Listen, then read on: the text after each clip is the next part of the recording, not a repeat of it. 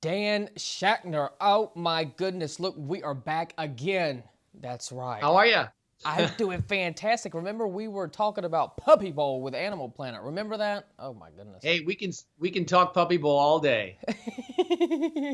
Oh my goodness. Puppy Bowl. It was so much fun. And then after that, the pandemic let loose. Oh my. It went crazy, remember? Because you were in studio and you had those adorable little puppies surrounded by you, and it was so cute. And remember, I was saying, "Oh, are you going to watch the Super Bowl?" And you're like, "No, I'm going to watch Puppy Bowl." That's what I say every year. Yeah, you're right. Hey, we're still doing puppy bowl this year in spite of all the restrictions. We're getting it done. It's amazing. Oh wow! Well, that's exciting. That's some exciting news right there. Yeah. Yeah, we all need some good news. So yeah, definitely. Yeah. I'm happy with that. So how have you been doing despite the pandemic, despite our last talk, which, like I said, was earlier this year, and now to be at this point in the year of 2020? Yeah. What have you been doing to try to keep sane and to keep sanity? Thank you for asking me that. That's a question I don't get too often, so I'm glad to Oh, answer it. yeah. A lot of it has been continuing to do what I do, just but with more intensity. Yeah. Because listen, working for Animal Planet like I have for the last 10 years, it's been very fulfilling. Promoting adoption, awareness out there, like I've been doing all these years, also fulfilling. And now at home, I've been able to concentrate that and do a lot more from home.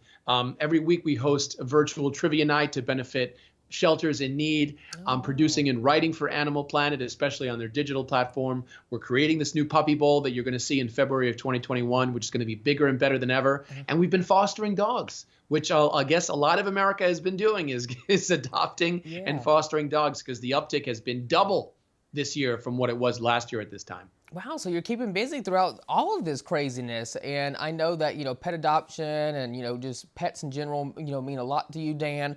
But let's go ahead and get started. So like you were saying, pet adoptions really is a thing that has been going on during the quarantine of it all. So with all the things being upside down this year, the increase of pet adoptions is nationwide. It's an estimated that they're up 30%. But what do you think people really need to look out for when they adopt a pet?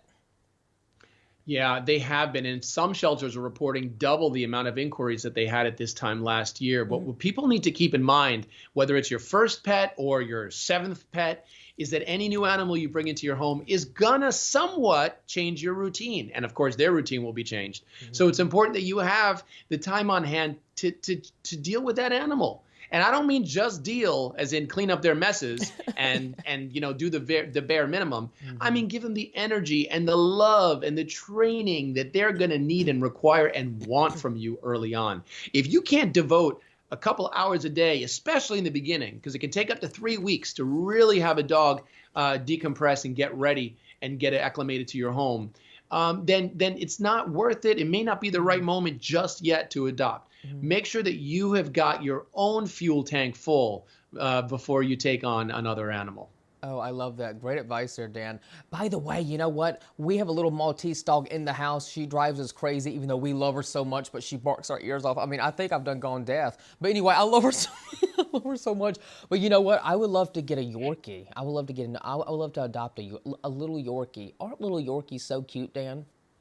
I love all little dogs. Well, honestly, I don't I think mean, there's you a love dog all that I dogs, don't love. right? However, no, but living in New York City, I have a big appreciation for small dogs because we're all kind of in smaller spaces here. So yeah, Yorkies are they're not only are they cute, they're incredibly smart. Yeah. But if your Maltese is barking a lot, Yorkies tend to bark a lot too. So just be careful. You might get double stereo effect on the Gosh. barking there at home. The barkation of it all. Oh my goodness, Dan. And by the way, not to get off topic here, but living, in New York and stuff like that. How are things going there in New York? Just kind of go back through the pandemic stuff. Yeah. And of course, I know we're here to talk about pet adoptions, but like, how are things Okay. in New York? Because I'm thinking about coming to New York next month, and I love that city so much. It's one of my favorites.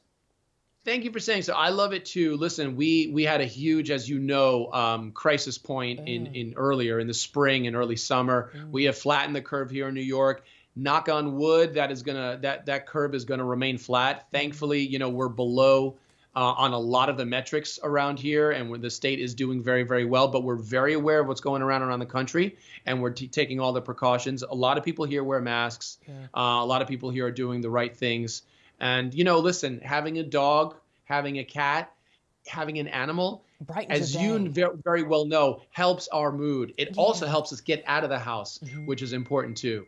But in general, it's important to remember that what we do for our pets, we got to do for ourselves as well. So if we want to take care of our pets and take them care correctly, we have to take care of ourselves first. Now, speaking about pet adoption, Dan, why is adopting a pet really important to you in your own words? It's so important because millions of animals enter the shelter system every year. Yeah. Not all of them get adopted, okay? By some estimation, 150,000 dogs and cats are still sitting there in limbo.